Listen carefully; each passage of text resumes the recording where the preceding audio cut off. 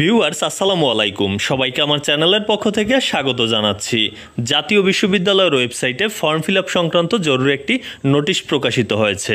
কোন পরীক্ষার form fill up এটি, কত তারিখ থেকে কত তারিখ পর্যন্ত ফর্ম ফিল আপ করা যাবে, কত টাকা লাগবে, সব তথ্যগুলোই জানাবো এই ভিডিওতে।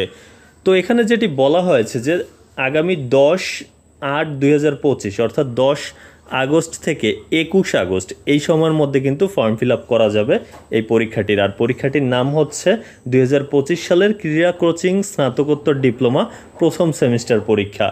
আর তাছাড়া এই পরীক্ষাটিতে অংশগ্রহণ করতে পারবে 2024-25 সেশনের নিয়মিত শিক্ষার্থীরা এবং 2023-24 সেশনের অনিয়মিত শিক্ষার্থীরা। ফি-এর পরিমাণটি এখানে দেওয়া রয়েছে 2000 টাকা। তবে আপনারা যে প্রতিষ্ঠানে অধ্যয়নরত সেখান থেকে জেনে নেবেন, আসলে সেখানে অন্যান্য বেতন সহ আরও বিভিন্ন চার্জ থাকে, সেই চার্জগুলো জেনে সেই অনুযায়ী কিন্তু আপনি ফর্ম ফিল আপের ফি জমা দিবেন।